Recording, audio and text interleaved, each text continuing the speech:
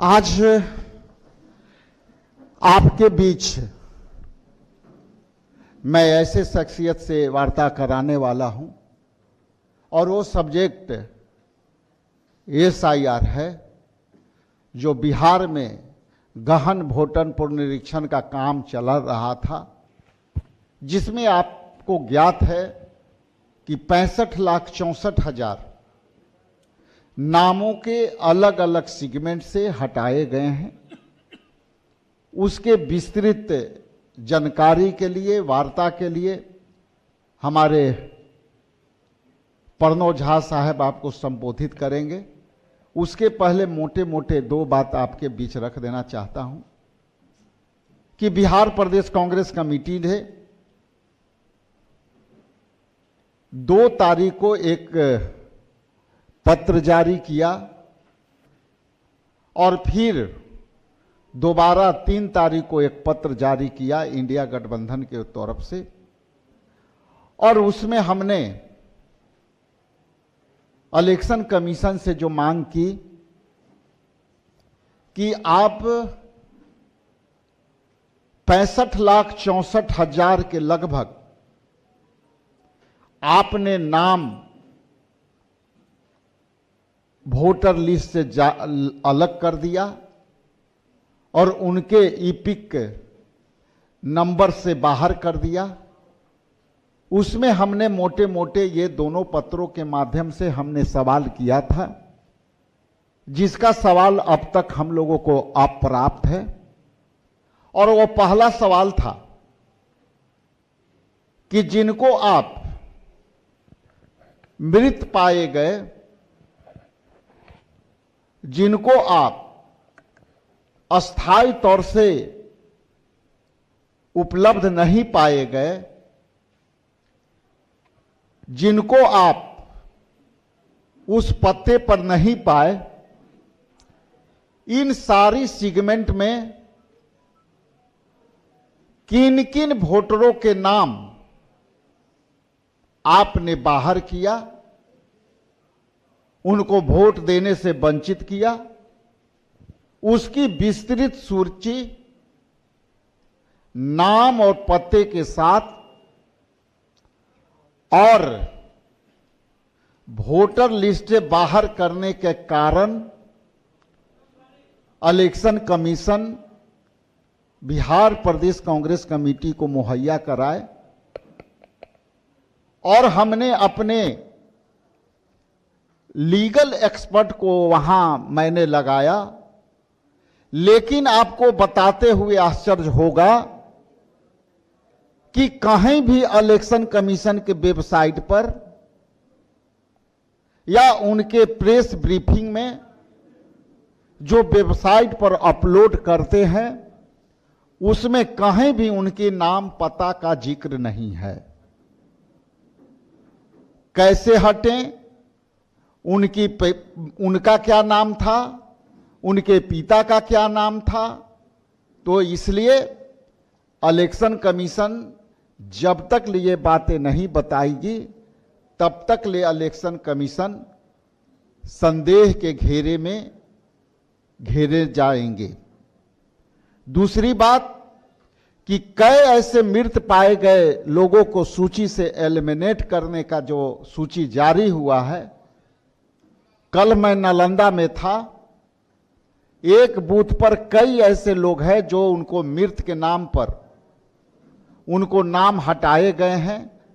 हम उसको आपके बीच उपलब्ध कराने के प्रयास करेंगे, क्योंकि अलग अलग जिलों से हम लोग प्रयास कर रहे हैं कि ये सारे मुद्दे से, चाहे वो मृत्यु पर के आधार पर छांटे गए हों, चाहे एड्रेस पर अस्थायी रूप से छांटे गए हों, उनके नामों के आपके सामने प्रस्तुत करूं।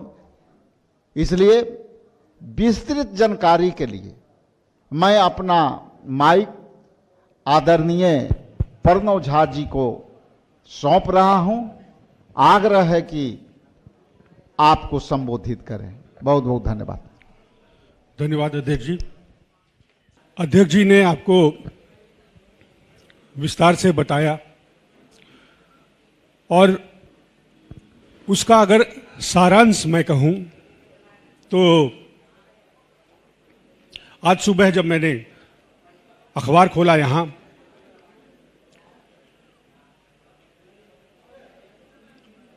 तो उसमें एक खबर पर मेरी नजर पड़ी,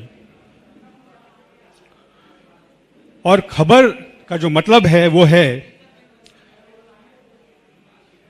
कि केंद्रीय मंत्री गिरिराज सिंह जी, जिनके श्राद्ध में गए, चुनाव आयोग उनको ही श्मशान से उठा लाया है। मतलब ये वैसे लोग हैं जिनकी मृत्यु हो चुकी है। ये घटना बेगूसराय की, और ऐसे करीब से करीब 15 लोगों के नाम चुनाव आयोग की लिस्ट में है, वोटर लिस्ट में है, और कुछ तो ऐसे हैं जो कि 15 साल पहले जिनकी मृत्यु हुई है।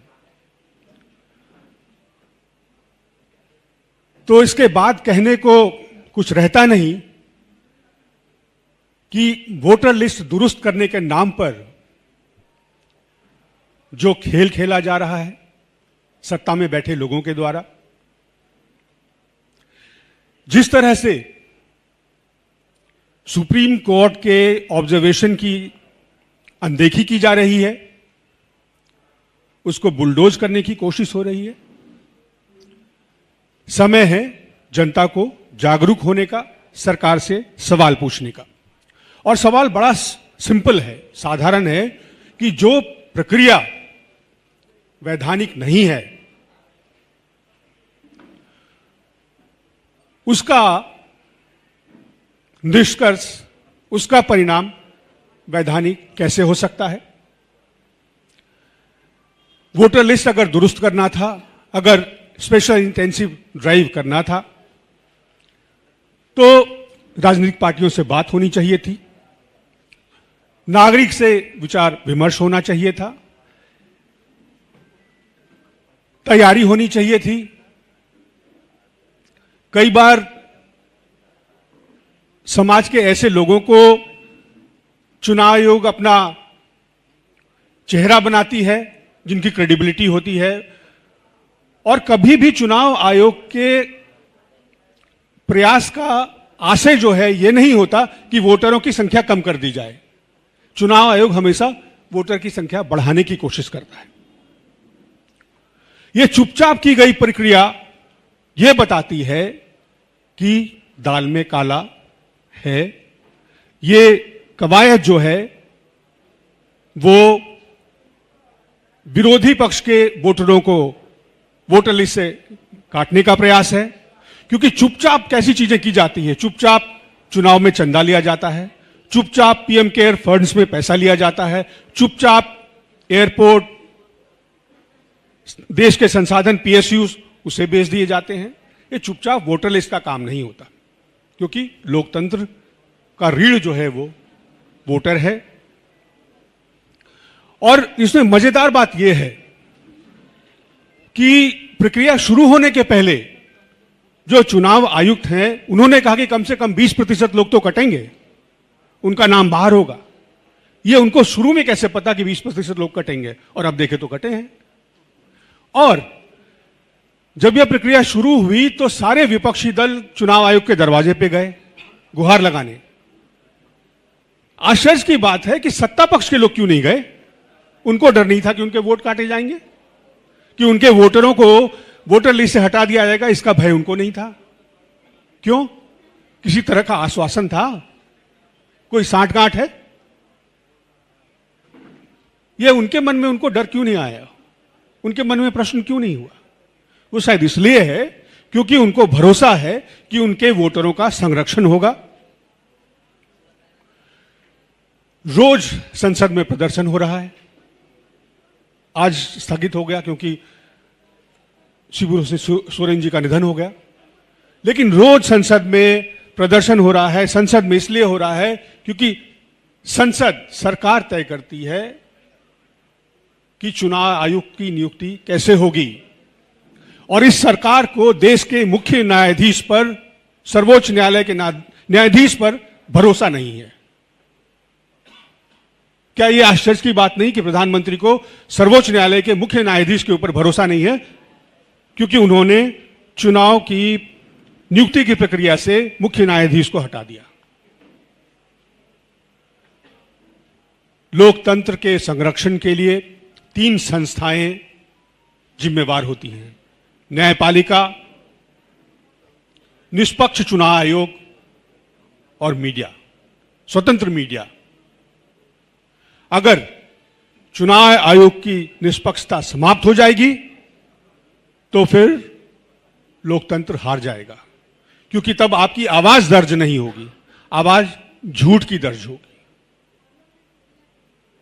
जो गरीब हैं, जो मजबूर हैं, जो पलायन करने को, जिनके पास कोई रास्ता नहीं है, 2-2 करोड़ लोग पोर्टल पर अपने आप को रजिस्टर करते हैं।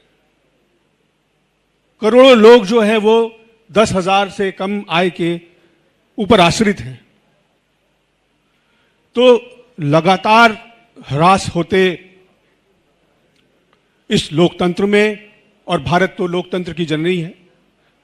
बिहार में, मुझे माफ करिएगा, मैं बिहार कह रहा था कि बिहार लोकतंत्र की जननी है। परिवर्तन की शुरुआत यहीं से होती है। तो मैं आप लोगों के माध्यम से यहां की जागरूक जनता को अपील करूंगा, कांग्रेस पार्टी को की तरफ से अपील करूंगा कि अपने अधिकारों को समझिए।